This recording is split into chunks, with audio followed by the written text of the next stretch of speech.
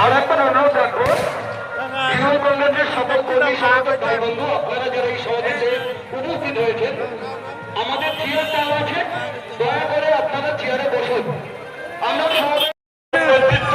বিশিষ্ট আইনজীবী রয়েছে আলী হাসান, পঞ্চায়েত সমিতির সদস্য রয়েছে কবিতা উপস্থিত রয়েছেন, কৈজুরির প্রধান শান্তিলতা তরফদার এখানে উপস্থিত আছেন, আপনাদের প্রধান সাবিক মহার এখানে উপস্থিত আছেন, আমাদের কৈজুরির আইকন ভাই শুভঙ্কর আমাদের মধ্যে উপস্থিত হয়েছেন, সিরাজধারী আমাদের মধ্যে উপস্থিত হয়েছেন।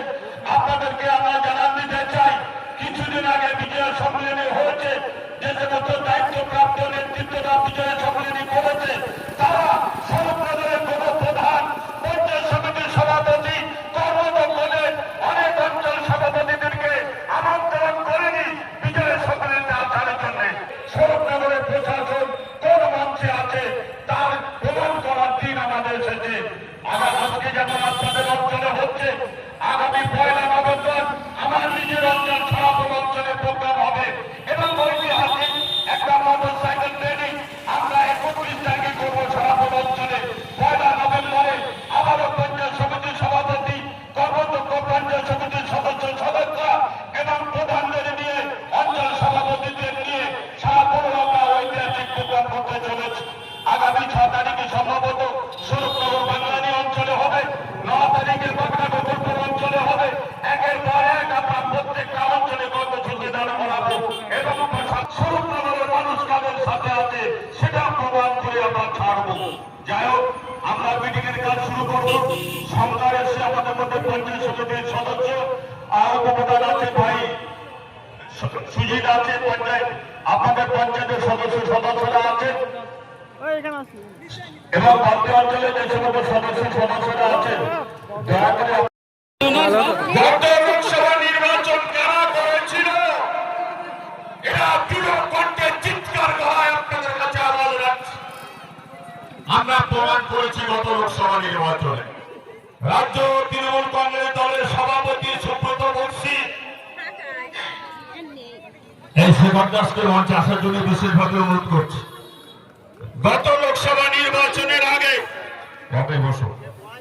রাজ্য তৃণমূলের সভাপতি সুব্রত বক্সী, সহকারী সভাপতি জয়প্রকাশ মজুমদার সহ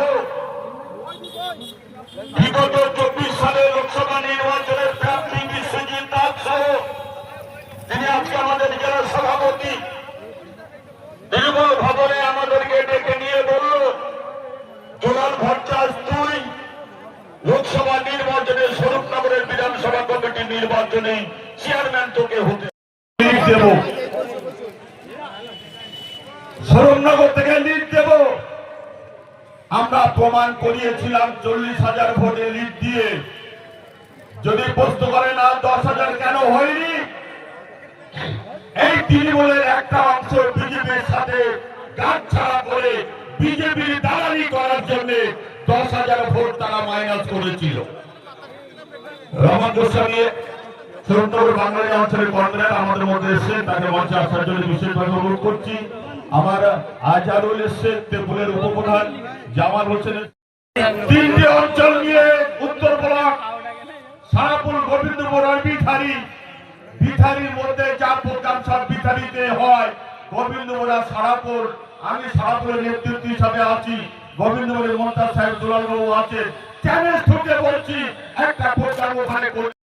আজকে আমাদের জেলার সভাপতি বিশ্বজিৎ দাস মহাশয় উনি প্রার্থী ছিলেন, উনি জানেন ভোটার হয়ে শরৎনগরের নির্বাচনটা কারা করেছিল, যাদের নেতৃত্বে 40,000 ভোটে লিড হয়েছিল, সেটা প্রার্থী বিশ্বজিৎ দাস জানে। তাই রাজ্য সভাপতি সুব্রত বক্সী, সহকারী সভাপতি জয়প্রকাশ মজুমদার আমাদেরকে দায়িত্ব দিয়েছিল লোকসভা নির্বাচন করার জন্য।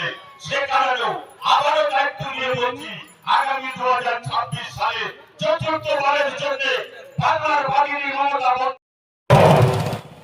তখন ভালো উত্তর এবং দক্ষিণ বর্তমান